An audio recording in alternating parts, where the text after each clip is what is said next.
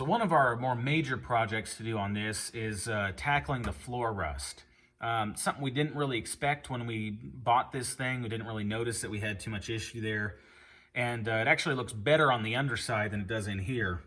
And what's happened is that some water's gotten into here, either from being tracked in from shoes, you had salty water on your shoes during the winter, and it getting down into the carpet, or it's starting to go through the seal on this plug down here and coming up onto the inside from underneath. The problem is there's padding underneath the carpet here that acts like a sponge. So any water that got in here just gets sucked into that sponge and it sits down and it just rusts from the inside. So it looks better on the bottom because the water doesn't sit against a sponge all the time. So what we're gonna do, we're gonna pop the plug out. We're gonna come in here with some wire brush, and we're gonna brush out all this rust that we can, all the surface rust.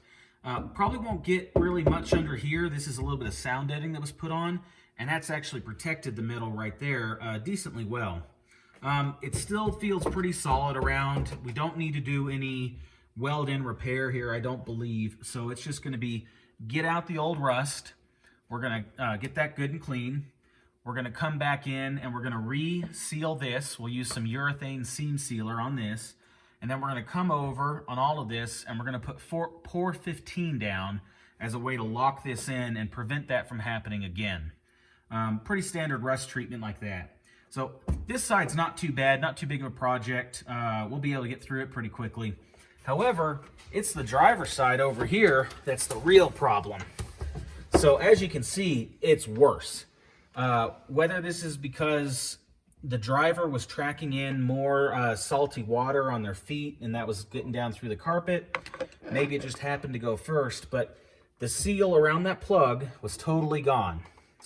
And it got in. So just more was sitting on here longer and it rusted through. Again, that's down there. You look around at the rest of the floor and underneath the Jeep, and you don't see rust on it. I mean, it's solid. So you can get whole replacement floor pans. We can get a floor pan that goes all the way back to here and all the way up to the front. We can get the seat bracket. We can get all that stuff brand new because some Jeeps need it. But this one's just got this one isolated spot. So what we're going to be doing is clean it up just like on the other side. You know, wire brush and everything we can. And we'll get back as far as we can with the bad metal until we get back to regular metal thickness. Now, I've got a buddy right now who happens to have a parts Jeep, so we're going to go over and cut the floor section out of his parts Jeep and then overlap it and weld it in.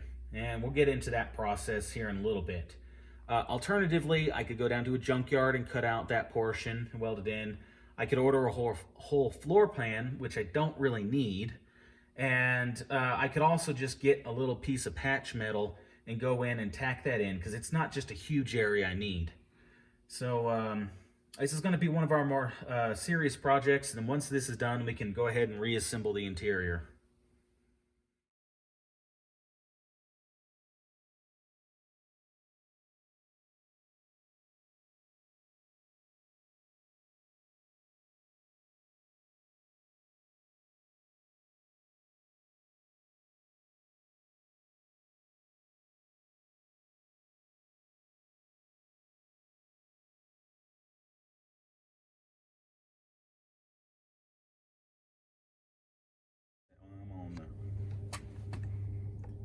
All right, so I've gone down to my buddy's house today to cut out a section of floor from his parts Jeep, and this is one beat up Cherokee, been totally abused. It's nasty.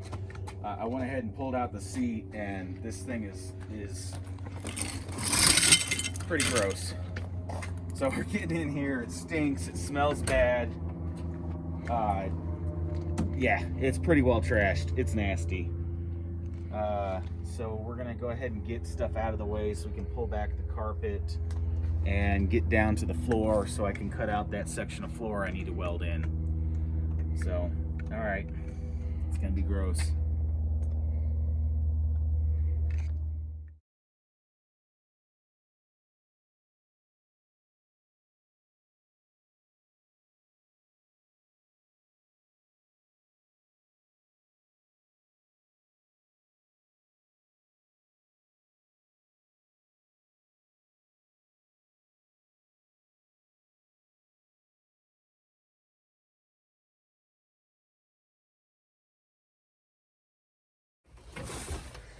So I'm into try number 2.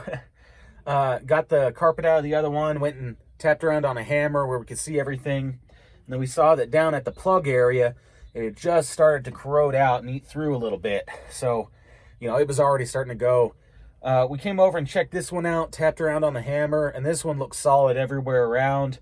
It does look pretty rough here on the surface, but it's been sitting out in the elements with water and snow getting in for a couple of years, so it's kind of rusted on the surface here, but it looks like it's pretty solid otherwise. So surface rust a little ugly. I'd prefer to have nice clean metal, but I think this one will work out just fine for me.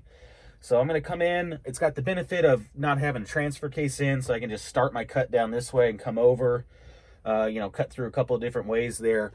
So it'll be a little bit easier to get out versus that one that had everything still in it, and I'd have to like drill a starter hole and work my way around. All right, I'll get to cutting.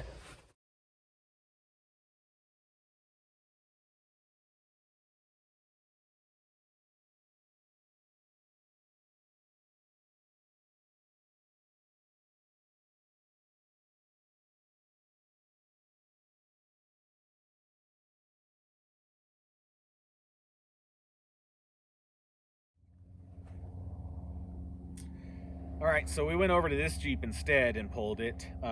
First one didn't work out because of the rust, but I just thought, well, let's just see what we were working on. It made it harder because this one's sitting down on the ground, so I couldn't come into the end underneath it and just cut vertically upward along it. So there was a lot of difficulty in cutting downward here.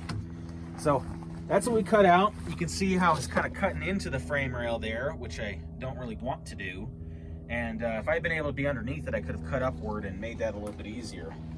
So one more little bit of stuff out of this parts Jeep, and I think we're about done here. So we'll get going and start cleaning up our floor.